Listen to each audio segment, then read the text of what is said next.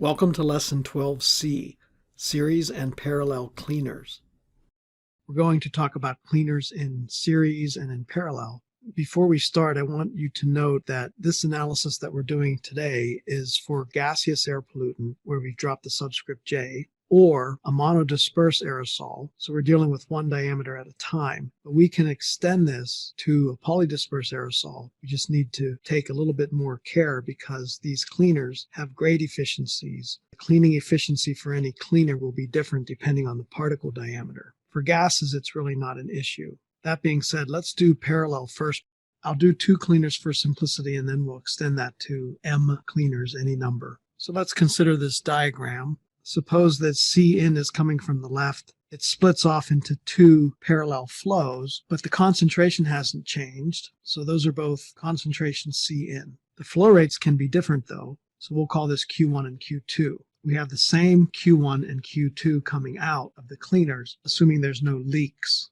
We also assume that the volume fraction of the air pollution is so small that Q is not changed significantly. Let's call C1 the mass concentration coming out of cleaner 1, and we know that C1, by definition of a cleaner, this is a removal efficiency eta, so we would have C1 is 1 minus eta 1 times what's coming in, which is C in. Similarly, C2 is 1 minus eta 2 C in. And eta 1 is not necessarily equal to eta 2, nor is Q1 necessarily equal to Q2. What else do we know? We know that the total Q has to equal Q1 plus Q2. That's just conservation of mass. Again, assuming no leakage. This is the bulk air flow rate. Let's define Fj as the fractional flow rate, where J is the cleaner number. In this case, there's only 2, 1 and 2. Fj is Qj over Q. So it's the flow rate coming through cleaner J divided by the total flow rate, the fractional flow rate. So here Q1 is F1 times Q because F1 is Q1 over Q, and similarly for F2. So these are all for the bulk air flow rates. We haven't said anything about the concentrations yet. Now let's consider the species mass balance. Recall that m dot of some species J is CJQ. Now let's drop the J subscript for species like we did up here. We didn't have any J's up here in our diagram, but instead let J be the cleaner number, which we're actually already doing with these equations, calling cleaner 1 and cleaner 2, and with these mass concentrations C1 and C2. Let's do a little algebra with these species mass flow rates. We had this equation above, C1 equals Cn times 1 minus eta 1. Multiply by Q1 everywhere, and then let Q1 equal F1Q, as we also defined above. So we have C1Q1 is Cn F1Q 1 minus eta 1. Similarly, for the second unit, we get the same equation except the subscripts 2. Overall then, when we look back at the diagram, the mass flow rate coming out overall is C out. The mass flow rate of this species coming out is C out times Q. But that has to be a combination of C1 times Q1 plus C2 times Q2. Overall then, the mass flow rate of this species at the outlet is C out Q, and that's equal to C1 Q1 plus C2 Q2. And we can use the right-hand sides of this equation that's boxed up here to get this in terms of F1, F2, and Q, and C in. So this is C1 F1Q times 1 minus eta 1 plus C in F2Q 1 minus eta 2. This is an intermediate term here, so if we look at the remaining terms, you see that there's a Q in each one. So we can write an expression for C out is C in times the quantity F1, 1 minus eta 1, plus F2, 1 minus eta 2. Remembering that these F's are fractional flow rates, don't confuse those with mass fractions as we talked about at the beginning of the course. So that's our final expression for C out.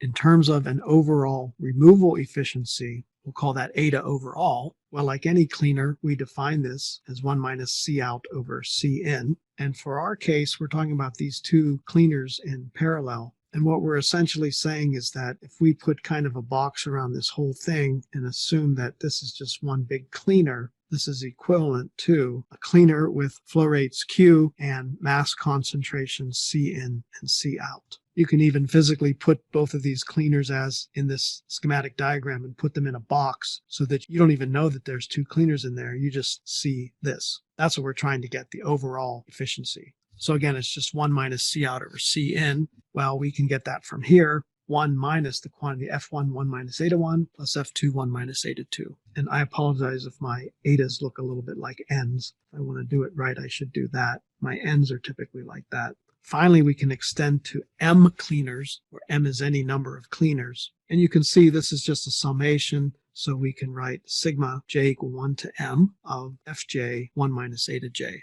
So this is the overall efficiency for m cleaners in parallel. For example, the simplest case would be if you have m identical cleaners, so the removal efficiency is the same for each of them, and you split the flow evenly amongst them all. So for example, if we have 4 identical cleaners in parallel, we have a Q coming in, the same Q coming out. We split them, each one of these would be Q over 4 for all of these. We have some C in and some C out. So this equation would reduce to then eta overall is 1 minus, and then we're summing the same thing m times, so this just gives us, in general, Q for any of these cleaners, if they're all divided evenly, is Q over m, which means that Fj, which is Qj over Q, will be 1 over m. So this equation up here becomes, for this simple case, 1 minus. We're summing over m of them, and they're all the same, so that just gives us an m in the numerator. The Fj gives us an m in the denominator, and then we have 1 minus eta j. By the way, each of these has the same eta j. So the m's cancel, and then the 1's cancel, and we have eta overall is equal to eta j.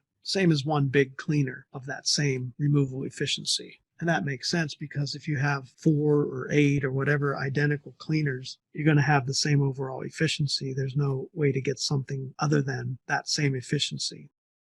Now let's consider cleaners in series. For this one, there's no F involved because the Q is the same through each cleaner, again, assuming there's no leakage. So there's no fractional flow rate required. Now let's analyze this one. C1 is coming out of cleaner 1, so C1 is equal to 1 minus eta 1, C in. C2 is 1 minus eta 2 times what's coming in, which is C1. And then I can use this equation above to write this as 1 minus eta 2, 1 minus eta 1, C in. And you can see what's happening here. The next one would be 1 minus eta 3 times C2. That's what's coming in. And then you use this to get 1 minus eta 3 times 1 minus eta 2 times 1 minus eta 1 C in. So for m cleaners in series, then, we can extend this. You can see the pattern to C out. When you finally get to the end here, Cm is C out. So C out, or Cm if you want to call it that, I'll just reorder these 1 minus etas from up here. 1 minus eta 1, 1 minus eta 2, 1 minus eta 3, and we keep multiplying those till we get 1 minus eta m for the last one, quantity times C in. And then similarly, we can write an overall efficiency, which is always 1 minus C out over C in.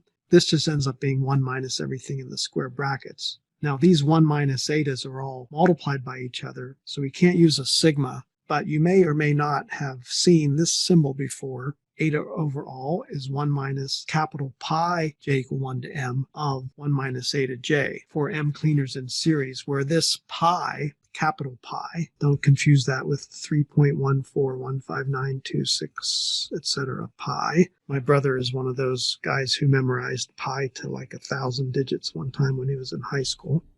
There's a YouTube video where they sing the digits of pi to help you memorize it. I'll share my screen. 100 digits of pi.